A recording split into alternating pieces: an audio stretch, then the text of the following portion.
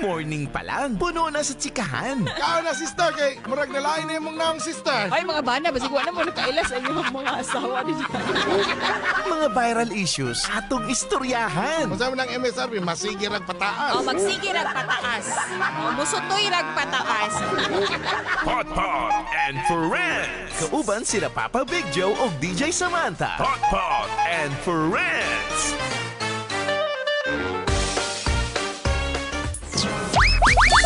Kung man tayo, intro pa lang. Wala.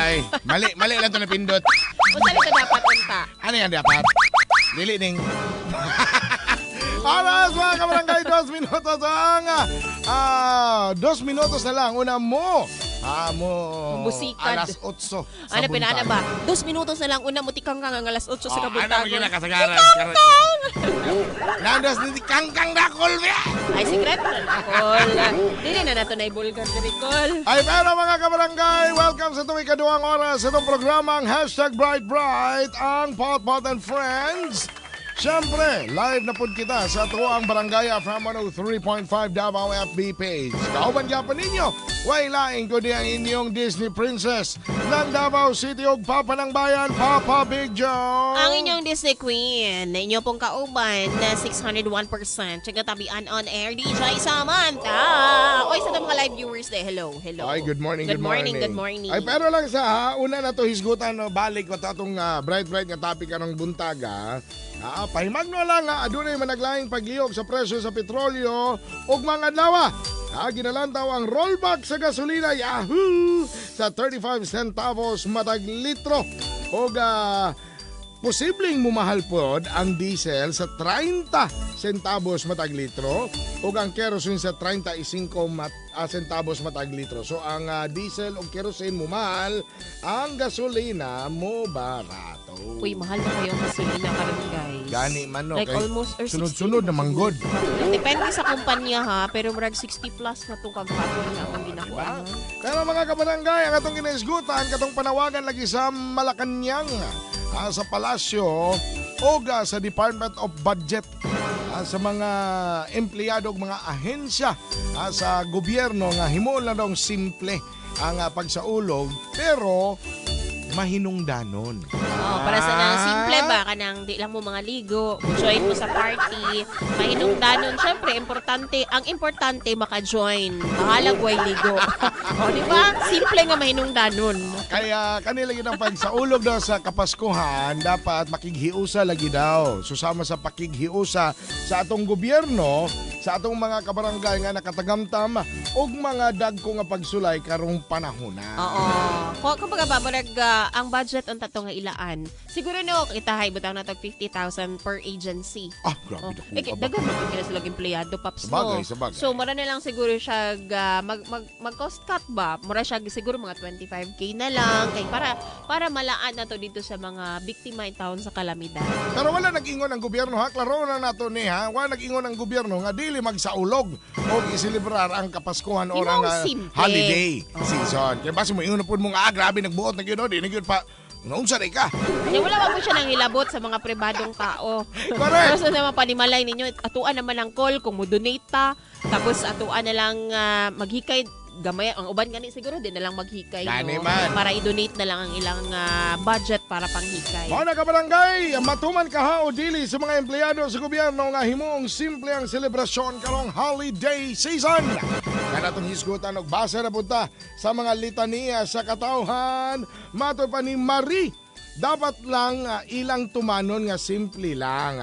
Magbungga-bungga sila niya. Daghan kaayong nabagyuhan, nawada og panimalay ug mahal sa buhay. Maging sensitive naman sila.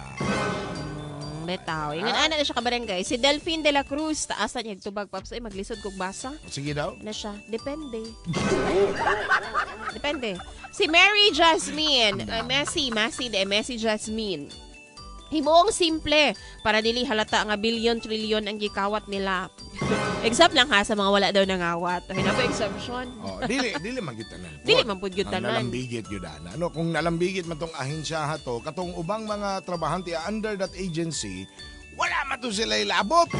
Katong mga dagkong itats dito sa Oh, Jordan. Si Dinder Real, ana pa siya wa na'y pag-asa mga DJs. mawad-an tagsalig, mga way pulos. Mao lagi no. Naong daw sa way salig. Kay Gabi. ning ingon namang good si maski si Ate Claire gani nakaingon nga puros nega na daw ang katawhan karon sa administrasyon. Ay simpre, kisa may dili maniga na Ate Claire nga mo man po'y nakit-an namo po. No. Kung usang nabati og nakita sa katawhan, mao gid pud na ang mo gawas sa ilahang mga baba. Mao nang dapat the more nga ipakita ninyo nga dapat dili manega ang katawhan. Si 29 Bravo JSR. Wow. 29 Bravo Mura JSR. mabiskwit. Napay isa kasakong bot-bot dere DJ Sam ug Papa Big Joe. Asa kay among paliton. Kay kinahanglan na mo diri bot-bot adlaw-adlaw. Okay ni pala si Texter 1246. Ano pa siya? Good morning, Papa Big Joe, DJ Sam. Para sa ako, okay lang siguro nga mag-Christmas party gihapon sila pero dili lang yung kaayo bungga. Pero pag abot na sa ilang personal nga kinabuhi, dili naman po siguro ang ayan nga butan pa ang mga empleyado sa gobyerno. Kay balupog ko, naapo na sila yung mga pangutok. Kay balo sila kung unsay dapat buhaton. I think murag kasi naman siguro ang purpose. Oo, 'di ba? Murag sa mga government employees lang ba, mga kabarangay, mga agency. Pero sa to nang ikaingon, na di naman gyud makabuot ang government, 'di ba, sa tuang mga tugkaran. Correct. Pero mo lagi na mga kabarangay, wala gibutan, kundi nanawagan lang. Nanawagan. Klaron lang nato Remind naghangyo, reminder nanawagan. Oo. Alas 8:04 sa buntag mga kabarangay. Unya, napatay isa kay gayong para isgutan ni ha. Busa at angin na po na kung nabagyo'y katumanan ning panawagan karon. Paminaw ninyo. Kung nabay katumanan ang panawagan nga himuong simple daw sa mga government employees o ahensya sa gobyerno, ang simple og mahinungdanon ang pagsaulog sa holiday season. Pero kini una, kinsa pa'y wa nakapangapi diha? Kay, hatagan akong kape. Chay lang! Ako ting kape na ako, Papsi. Kaya di ba ikaw kay jumpstart ni mo? Yes, ako pang kay jumpstart yun Ako ako. kay siya, pang midday, midday. mid-morning. Mid-morning. Mid-morning and mid-afternoon ba ng alas 3 or alas 4? Kanang snacks time ba? O merienda time. Kaduha sa mga piha. Yes. Tungod, kaya balo man siya nga dili makahaplos kini sa atong mga kuto-kuto. That's very true. Mao kini ang amo nga ginainom mga kabarangay ug mao puning rason nga nakabalik og pangapi kay jump starter gyud nako kada alas 4 sa buntag ang pag-inom ni ining EXL Makabuhay Plus Black Coffee, ang EXL Black Coffee. Kana, kay mahilig siya og black coffee. Correct. Ako po, the EXL 17-in-1 coffee mix nga ako ang ginainom yun. Adlaw-adlaw mga kabarangay. Kabalo mo nga vitamin coffee pod ni siya. Oo, na siya mixed herbs. Ang iyang lasa, Pops, makaingon jud ka nga, lamig siya.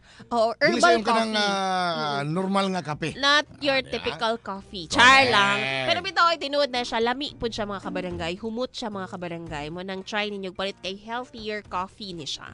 Pero ang EXL Black Coffee o EXL 17-in-1 na coffee mix. Dili kini tambal ha. Pag sure niya. Dili po nato ni pwede himuong tambal mga kabarangay. Mga na magpa-check up yun ta.